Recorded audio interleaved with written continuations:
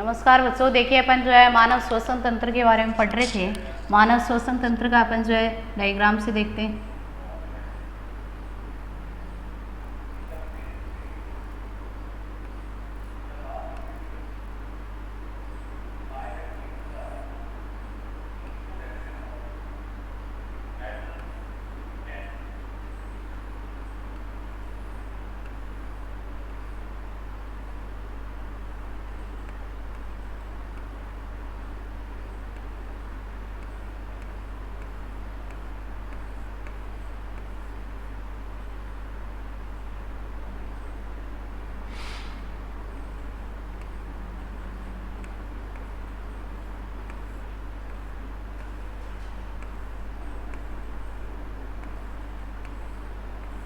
मानव श्वसन तंत्र का अपन जो है डायग्राम बनाते हैं। मानव श्वसन तंत्र में अपन को सबसे पहले जो है एक जोड़ी नासा छिद्र पाए जाते हैं। इसको अपन बोलेंगे नासा गुहा।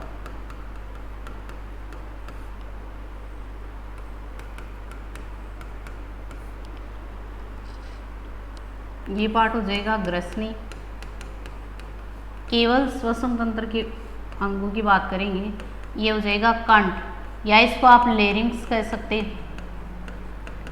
आपकी बुक में स्वर यंत्र नाम भी दे रखा है, तो आप इसको स्वर यंत्र भी कह सकते हो। तीनों एक ही चीजें हैं। देखिए यहाँ जो है ये जिसमें उपास्थि के वलय पाए जाते हैं, इनको अपन बोलेंगे सी आकार के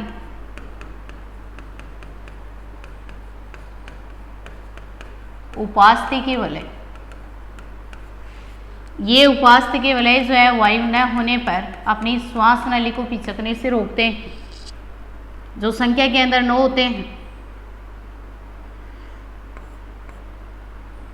और ये जो उपास्थि के वलय कंठ से नीचे वाला जो पार्ट होता है, इसको अपन पूरी को बोलेंगे श्वास नली, या कह सकते हैं ट्रेकिया। ये श्वास नली जो है आगे चल करके 2 पार्ट्स में डिवाइड हो जाती है। एक जो है दाएं फेफड़े में प्रवेश करती है और दूसरी जो है बाएं फेफड़े में प्रवेश करती है।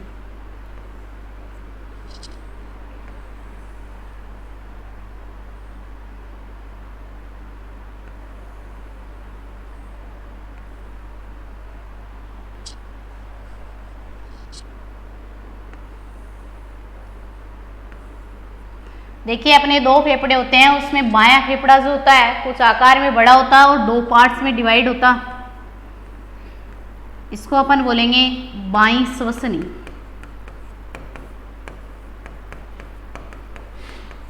और ये हो जाएगा बायां फेफड़ा।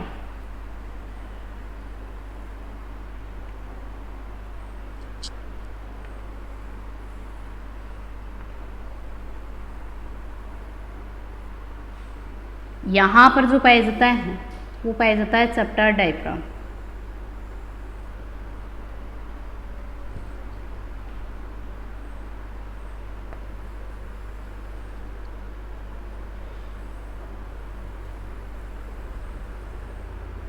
जो दोनों फेफड़ों से नीचे की ओर पाया जाता है, अपनी वक्ष गुहा के अंदर पाया जाता है, इसको अपन बोलेंगे डायफ्राम।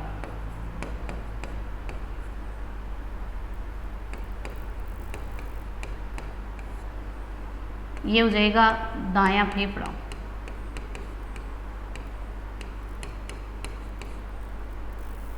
और इसको जो प्रवेश करने वाली जो नलिका है, इसको अपन बोलेंगे दाईं श्वसनी। ये श्वसनी जो है अन्य छोटी छोटी शाखाओं के अंदर बढ़ जाती है और इन शाखाओं को अपन बोलते हैं श्वसनिकाएं।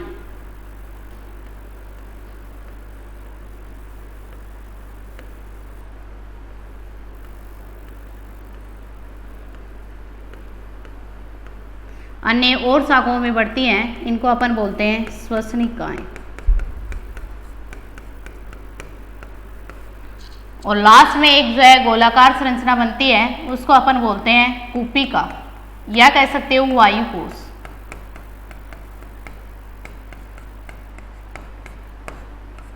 कूपिका या वायुकोश। देखिए फेफड़ों के बाहर जो आवरण पाया जाता है, फेफड़ों की जो है सुरक्षा करने का काम करता है, उसको अपन बोलते हैं फुफ्फुसा आवरण।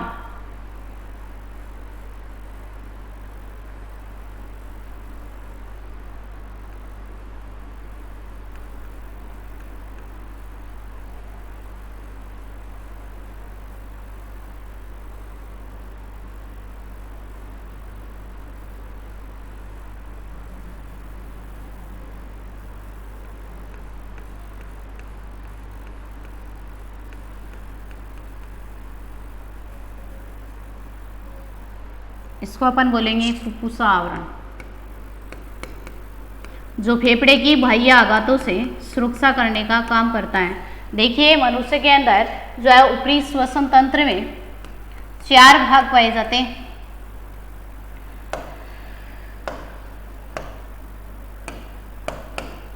ऊपरी श्वसन तंत्र में 4 भाग पाए जाते हैं।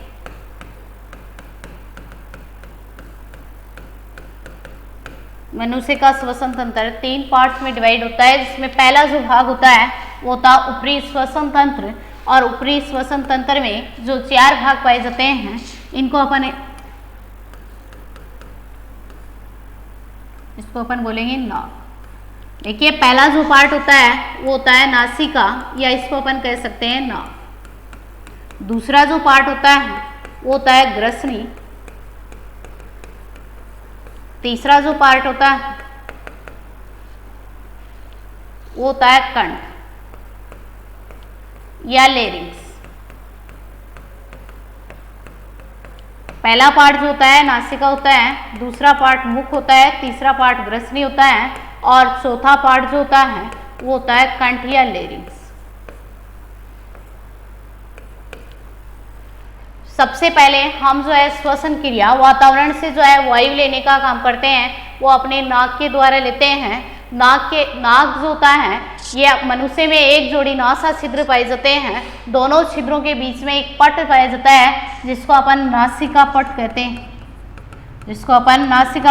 हैं। ये नासिका पट जो है दोनों नासा छिद्रों को अलग अलग पार्ट्स में डिवाइड करने का काम करता है। नाक के अंदर अनेक रोम पाए जाते हैं जो वायु के साथ में आए हुए अन्य जो है रोगजनक जैसे विषाणु है, जीवाणु है या प्रोटोजोआ है या हेलमेंथिस है या अन्य कोई धूल कण है, उसको जो है ये रोम वहीं पे रोक लेते हैं और वायु को निष्पादित करके कहाँ भेजते हैं? ग्रसनी में भेजते हैं। देखिए दूसरा जो अपना अंग होता है श्वसन करने का जो काम करता है वो करता है मुख। दूसरा जो अंग होता है श्वसन करने का काम करता है मुख। पहला जो अंग होता है वो होता है नासिका या नासा छिद्र। नासा छिद्र जो होते हैं इनके अंदर जो है श्लेष्म ग्रंथियां पाई जाती है जो वायु के मार्ग को नम बनाए रखने का काम करते हैं। दूसरे अंग की बात करते हैं अपन मुख की। मुख जो होता है द्वितीयक अंग के तौर पर काम करता,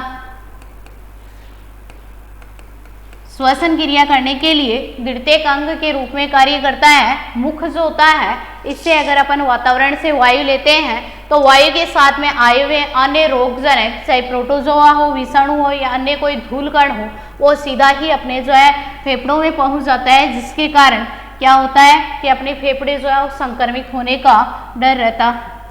देखिए तीसरा पार्ट होता है ग्रसनी। ग्रसनी जो होती है वो नासा छिद्र के द्वारा या मुख के द्वारा जो ली गई वायु है उसको जो है ग्रसनी में भेजा जाता है। ग्रसनी जो है उसके 3 पार्ट होते हैं। एक जो है नाक से नासा गुहा से जुड़ा हुआ भाग जो होता है उसको अपन बोलेंगे नासा ग्रसनी। जो नाक से जुड़ा हुआ भाग होता है ग्रसनी का उसको अपन बोलेंगे नासा ग्रसनी। दूसरा जो है मुख से जुड़ा हुआ भाग जो होता है उसको अपन बोलते हैं मुखोग्रसनी। और तीसरा पार्ट जो होता है वो कंठ से जुड़ा हुआ होता है ग्रसनी का, जिसको अपन अधोग्रसनी कहते हैं। अधोग्रसनी कहते हैं या इसको अपन जो है कंठोग्रसनी कहते हैं। कंठ से जुड़ा हुआ भाग होता है ग्रसनी का, वो जो है कंठोग्रसनी कहलाता है। देखिए क्या करते हैं कि ग्रसनी जो होती है इसके पीछे की ओर एक ऊतकों का फल्ला पाया जाता है जिसको घाटी ढक्कन कहते हैं। और ये क्या करती है कि ग्रसनी जो है वायु को घाटी ढक्कन पाया जाता है। ये घाटी ढक्कन वायु को श्वास नली में भेजने का काम करता है और अपने जो भोजन होता है उसको आहार नाल में भेजने का काम करता है। ये कह सकते हैं कि ग्रसनी पाचन और श्वसन दोनों अंगों का काम करती है। तो आपसे क्वेश्चन पूछा जा सकता है कि पाचन एवं श्वसन दोनों कार्य करने वाले अंग का क्या नाम है, या ऐसे अंग का नाम बताइए तो पाचन एवं श्वसन दोनों कार्य करता है। आपको आंसर देना है ग्रसनी। देखिए ग्रसनी से वायु क्या होती है कि कंठ के अंदर आती है। कंठ में अपने स्वर यंत्र होता है, लेरिंग्स पाया जाता है जो पुरुषों में अधिक विकसित होता है और महिलाओं के अंदर जो है इतना अधिक मोटा नहीं होता है, जिसके कारण महिलाओं की आवाज़ जो होती है वो पतली होती है और पुरुषों की आवाज़ जो होती है लेरिंग्स के फट जाने के कारण भारी होती है। कंठ जो होते हैं, ग्रसनी से वायु जो है कंठ के अंदर जाती है और कंठ से वायु जो है श्वास नली में भेज दी जाती है। श्वास नली जो होती है इसके अंदर जो है सी आकार के उपास्थि के छल्ले पाए जाते हैं। ये छल्ले क्या काम करते हैं कि वायु न होने पर ये श्वास नली को पिचकने से रोकते हैं। तो आपसे क्वेश्चन पूछा जा सकता है कि श्वास नली का क्या कार्य है, तो श्वास नली में सी आकार के उपास्थि के वलय पाए जाते हैं और ये वायु न होने पर श्वास नली को पिचकने से रोकने का काम करते हैं। दूसरा अपन ये कह सकते हैं, आपसे क्वेश्चन ये पूछ सकते हैं कि ट्रेकिया या श्वास नली में वो उपास्थि के वलय कितने पाए जाते हैं, तो आपको आंसर देना है कितने पाए जाते हैं, 9 पाए जाते हैं। श्वास नली में उपास्थि के वलय कितने पाए जाते हैं, 9 पाए जाते हैं, जो सी आकार के होते हैं, श्वास नली को पिचकने से रोकते हैं वायु न होने पर। इसके बाद में देखिए अपना जो दूसरा ये श्वास नली जो होती है 2 पार्ट्स में डिवाइड हो जाती है। एक जो है दाईं श्वसनी और दूसरी बाईं श्वसनी। दाईं श्वसनी जो होती है दाएं फेफड़े में प्रवेश करती है, बाईं श्वसनी जो होती है बाएं फेफड़े में प्रवेश करती है। और ये बाईं श्वसनी जो होती है ये अन्य जो है शाखाओं के अंदर बढ़ जाती है, उसको अपन बोलते हैं श्वसनिकाएं। उनको अपन क्या कहेंगे, श्वसनिकाएं। ये श्वसनिकाएं लास्ट पार्ट पर एक जो है गोलाकार संरचना बनाती है जिसको अपन वायुकोश या कुपिका कहते हैं। ये वायुकोश या कुपिका जो होती है ये फेफड़े की संरचनात्मक एवं क्रियात्मक इकाई होती है और ये वायु को जो है नासा गुहा के द्वारा या जो है मुख से लेकर के यहाँ वायु जो है कुपिका के अंदर भर जाती है और ये कुपिका वायु को रक्त के साथ मिला करके अपनी पूरी बॉडी में ऑक्सीजन या वायु पूर्ति कराने का काम करती है। शेष जो अपशिष्ट पदार्थ बचता है, कार्बन डाइऑक्साइड बचता है, उस कार्बन डाइऑक्साइड को ये कुपिका रक्त से लेकर के अपनी श्वसनिकाओं को देती है, श्वसनिकाएं श्वसनी को देती हैं और श्वसनी श्वास नली को देती हैं। श्वास नली अपशिष्ट पदार्थ वायु जो है CO2 इसको कंठ में भेजती है। कंठ जो है ग्रसनी से होते हुए नासा छिद्रों के द्वारा बाहर निकाल दी जाती है। देखिए फेफड़ा जो होता है इसके बाहर जो है फेफड़ों से बाह्य आघातों से सुरक्षा करने के लिए फेफड़े के बाहर आवरण पाया जाता है जिसको अपन बोलते हैं फुफ्फुसा आवरण और इनके नीचे जो है चपटा डायफ्राम पाया जाता है और ये चपटा जो डायफ्राम होता है ये क्या काम करता है कि श्वसन की क्रियाविधि के समय ये जो है फैलने एवं सिकुड़ने का काम करता है, शिथिल अवस्था में आने का काम करता है। तो देखिए यहाँ जो फेफड़े के बायां फेफड़ा जो होता है 2 पार्ट्स में डिवाइड होता है और दायां फेफड़ा 3 पार्ट्स में डिवाइड होता है। ये दोनों के अंदर सेम होती है इस तरह से।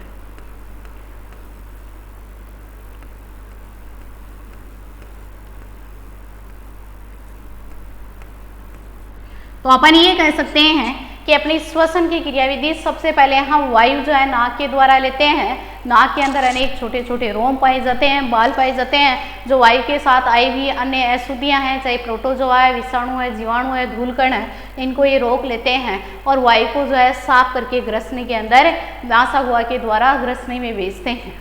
देखिए दूसरा जो श्वसन अंग का काम करता है वो करता है अपना मुख, जो द्वितीयक श्वसन अंग का काम करता है, लेकिन ये वायु को जो है निष्पादित करने का काम नहीं करता है। वायु के साथ आए हुए अन्य धूलकण जो होते हैं वो सीधे ही फेफड़ों में पहुंच जाते हैं जिससे संक्रमण होने की संभावना रहती है। तीसरा जो अंग होता है वो होता है ग्रसनी। ग्रसनी जो होती है वो जो है पाचन एवं श्वसन दोनों अंगों का काम करती है। ग्रसनी के पीछे की ओर ऊतकों का फल्ला पाया जाता है जिससे घाटी ढक्कन कहते हैं और ये घाटी ढक्कन ये सुनिश्चित या ग्रसनी ये सुनिश्चित करती है कि भोजन जो है वो आहार नली में जाए और वायु जो है श्वास नली में जाए। इसके बाद में चौथा जो पार्ट होता है वो होता है कंठ। कंठ के अंदर लेरिंग्स पाया जाता है जिससे जो है अपनी आवाज उत्पन्न होती है और ग्रसनी से वायु कंठ में भेज दी जाती है। यह आएगा ऊपरी श्वसन तंत्र में।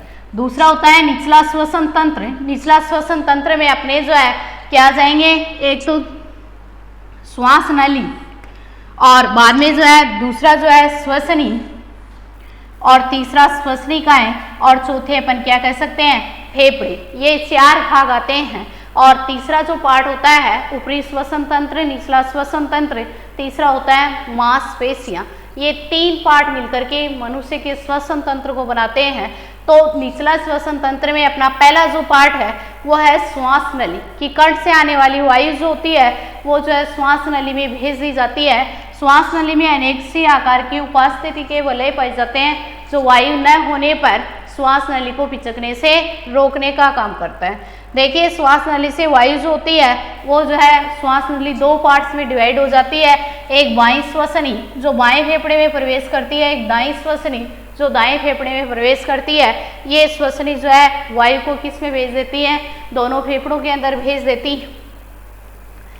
श्वसनी जो होती है वो अनेक छोटी छोटी शाखाओं में बढ़ जाती है जिसको श्वसनिकाएं कहते हैं। श्वसनिकाओं पर एक गोल संरचना पाई जाती है, कीपनुमा संरचना पाई जाती है जिसको वायुकोश या कुपिका कहते हैं। ये वायुकोश या कुपिका जो होती है फेफड़ों की संरचनात्मक एवं क्रियात्मक इकाई होती है और श्वसनी से वायु श्वसनिकाओं में, श्वसनिकाओं से जो है वायु कुपिका के अंदर भर जाती है। ये कुपिका अपनी पूरी बॉडी में रक्त के साथ वायु मिलाकर के पूर्ति कराने का काम करती है और रक्त के साथ में अपशिष्ट पदार्थ के रूप में आई हुई CO2 जो है उसको ये कुपिका श्वसनिकाओं को भेजती है। श्वसनिकाएं जो है अपनी श्वसनी को देती है, श्वसनी जो है कार्बन डाइऑक्साइड को श्वास नली को भेजती है, श्वास नली कंठ में और कंठ से जो है ग्रसनी में भेज दी जाती है। फिर से अपने नासा छिद्र के द्वारा वायु या कार्बन डाइऑक्साइड गैस को बाहर निकाल दी जाती है। ये तो था मानव तंत्र या मानव श्वसन तंत्र की संरचना। देखिए अपने दो फेफड़े पाए जाते हैं, एक बायां और एक दायां। बायां फेफड़ा दो पार्ट्स में डिवाइड होता है, दायां फेफड़ा 3 भागों में बटा होता है। एक बार बोर्ड एग्जाम में क्वेश्चन आया था कि बाएं फेफड़े को कितने भागों में बांटा गया है, 2 भागों में बांटा गया है। अपने श्वास नली में उपस्थिति के कितने वलय पाई जाती हैं, 9 वलय पाई जाती हैं। अपने ऐसा कौन सा अंग है जो श्वसन और पाचन दोनों का कार्य करता है, आपको आंसर देना है ग्रसनी। ठीक है, देखिए फुफ्फुस आवरण से क्या तात्पर्य है, आपको आंसर देना है कि फेफड़े की बाह्य आघातों से सुरक्षा करने वाले आवरण को अपन क्या कहते हैं, फुफ्फुस आवरण कहते हैं। इसके बाद में देखिए श्वसन की क्रियाविधि।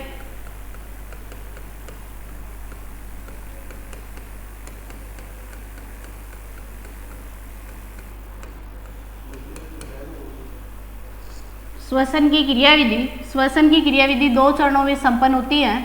एक होती है बाह्य श्वसन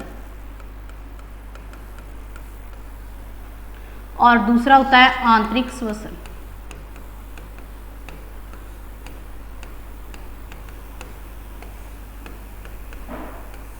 बाह्य श्वसन और आंतरिक श्वसन। देखिए बाह्य श्वसन जो होता है इसको अपन लिखेंगे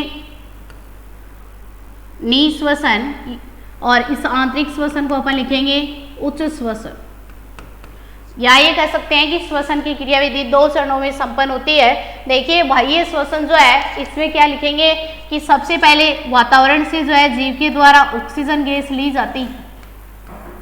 वातावरण से किसी जीव के द्वारा ऑक्सीजन गैस ली जाती है और ऑक्सीजन गैस को अंदर लेते हैं तो ये प्रक्रिया कहलाएगी बाह्य श्वसन कि वातावरण से ऑक्सीजन गैस अंदर ली जाती है और ये ऑक्सीजन गैस जैसे ही अपन अंदर लेते हैं तो अपना डायफ्राम जो है वो फैल जाता है और अपनी पसलियां ऊपर की ओर होती है और अपन ऑक्सीजन गैस अंदर ले लेते हैं, ऑक्सीजन गैस अंदर ले लेते हैं।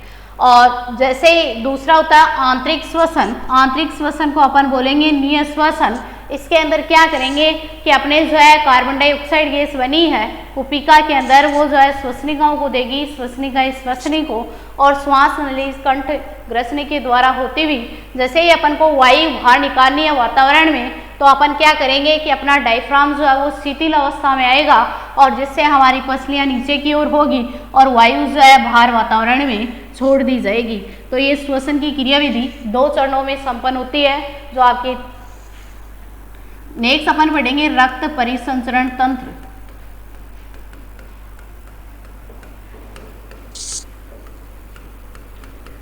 रक्त परिसंचरण तंत्र। देखिए इसके अंदर जो है अपन रक्त के बारे में पढ़ेंगे। सबसे पहले नेक्स्ट अपनी हेडिंग है रक्त परिसंचरण तंत्र। देखिए रक्त के बारे में अपन सबसे पहले पढ़ेंगे कि रक्त जो होता है एक तरल संयोजी ऊतक होता है।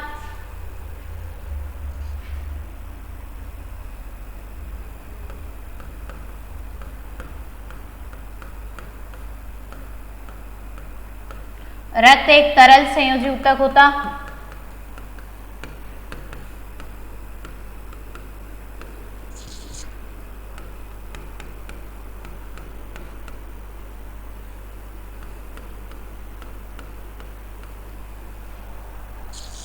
रक्त एक तरल संयोजी ऊतक होता है। संयोजी का मतलब होता है जोड़ना, कनेक्टिंग। रक्त जो होता है इसमें हीमोग्लोबिन श्वसन वर्णक पाया जाता। रक्त में हीमोग्लोबिन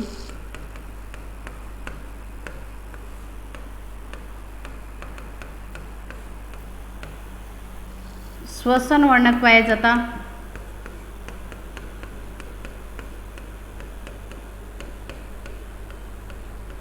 हीमोग्लोबिन श्वसन वर्णक पाया जाता है। ये हीमोग्लोबिन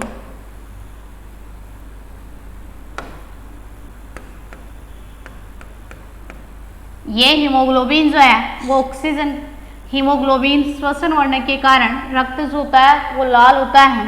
ये हीमोग्लोबिन वर्णक जो है ऑक्सीजन के साथ जुड़ता,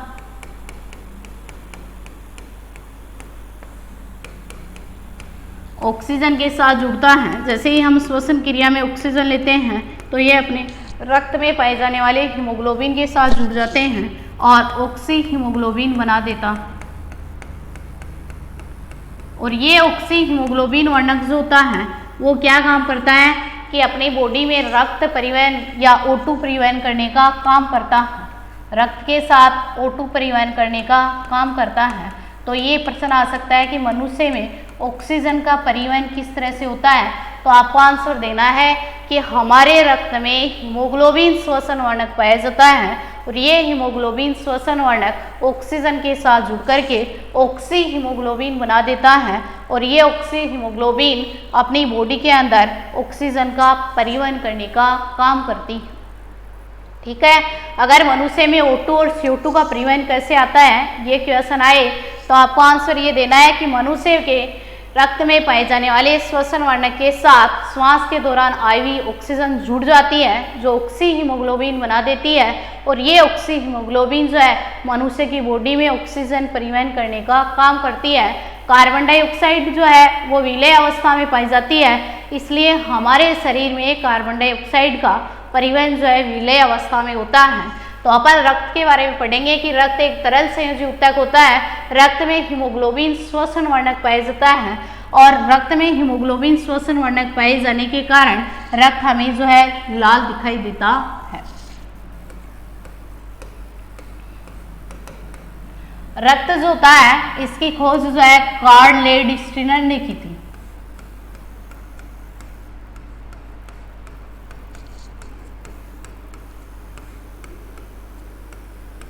उन्नीस सौ एक ईस्वी में कार्ल लेड-स्टीनर ने रक्त की खोज की थी। कार्ल लेड-स्टीनर ने 1901 में रक्त की खोज की थी। देखिए रक्त जो होता है इसके दो भाग होते हैं।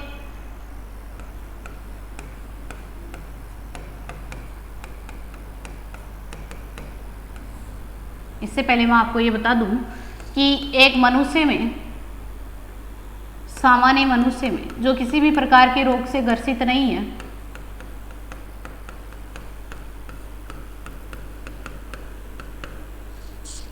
पाँच लीटर रक्त होता। एक सामान्य मनुष्य में लगभग 5 लीटर रक्त होता है और रक्त जो होता है लाल रंग का होता है। रक्त जो होता है वो लाल रंग का होता है क्योंकि रक्त में क्या पाया जाता है, हीमोग्लोबिन श्वसन वर्णक पाया जाता है।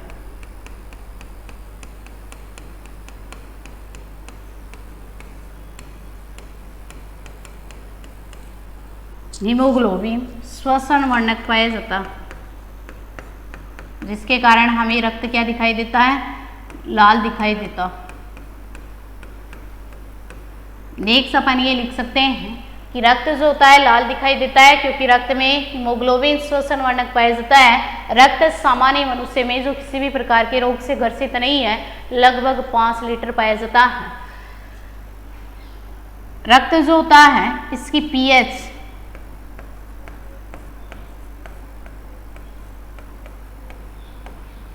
लगभग 7.4 होती है।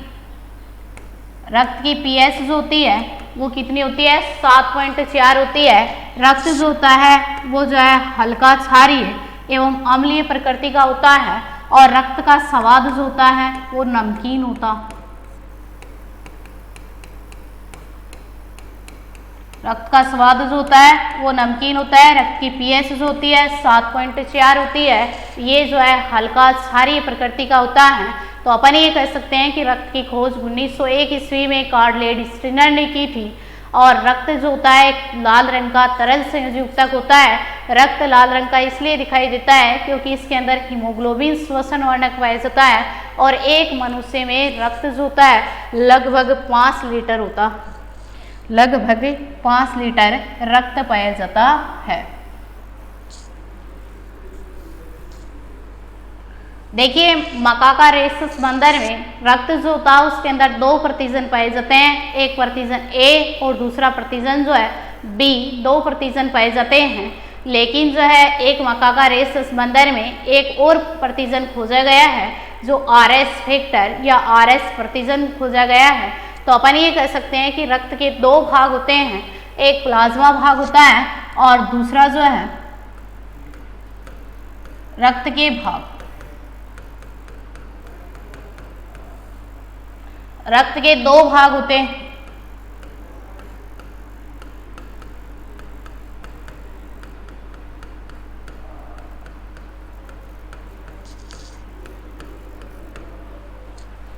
एक अपन लिखेंगे प्लाज्मा भाग और दूसरा जो भाग होता है वो होता है कणिका भाग। 2 भाग होते हैं। रक्त के तरल भाग को क्या कहते हैं? प्लाज्मा भाग।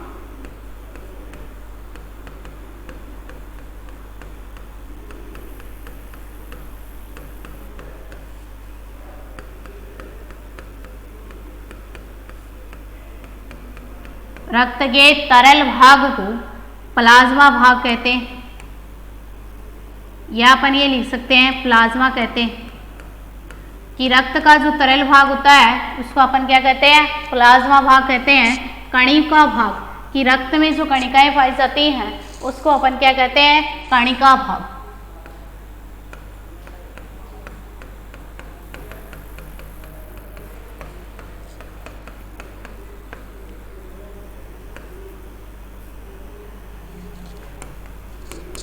रक्त में कणिकाएं पाई जाती हैं।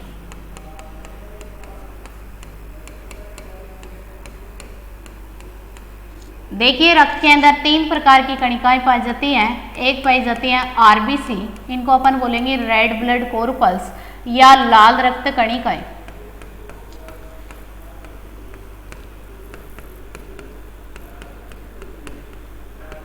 रक्त में 3 प्रकार की कणिकाएं पाई जाती हैं। आरबीसी रेड ब्लड कॉर्पल्स या कह सकते हैं लाल रक्त कणिकाएं। दूसरी होती है डब्ल्यूबीसी और डब्ल्यूबीसी को अपन बोलेंगे श्वेत रक्त कणिकाएं।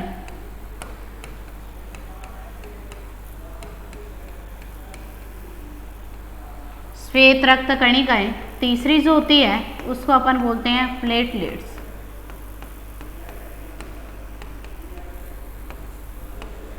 प्लेटलेट्स या इनको अपन कह सकते हैं बिंबाणु, थ्रोम्बोसाइट भी इन्हीं को कहते हैं। जो लाल रक्त कणिकाएं होती हैं इनको अपन रक्ताणु कहते हैं। श्वेत रक्त कणिकाएं जो होती हैं इनको श्वेताणु कहते हैं।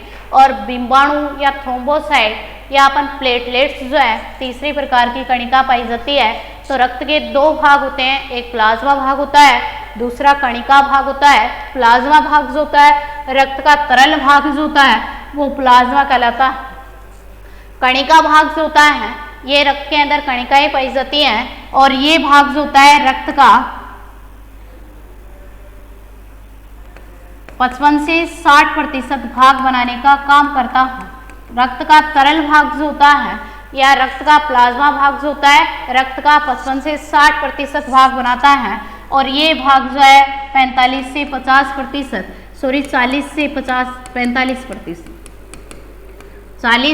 45% भाग बनाने का रक्त का काम जो करती हैं वो कणिकाएं करती हैं। कणिकाएं रक्त के अंदर 3 प्रकार की पाई जाती हैं, आरबीसी, डब्ल्यूबीसी और प्लेटलेट्स। रक्त के तरल भाग जो होता है वो प्लाज्मा कहलाता है जो रक्त का 55 से 60% भाग बनाता है। शेष जो भाग बनाता है रक्त का वो कणिका भाग बनाते हैं। ठीक है, नेक्स्ट अपन पढ़ेंगे कि आरबीसी क्या होती है, डब्ल्यूबीसी क्या होती है, इनका क्या कार्य है, वो अपन नेक्स्ट क्लास में पढ़ेंगे। धन्यवाद।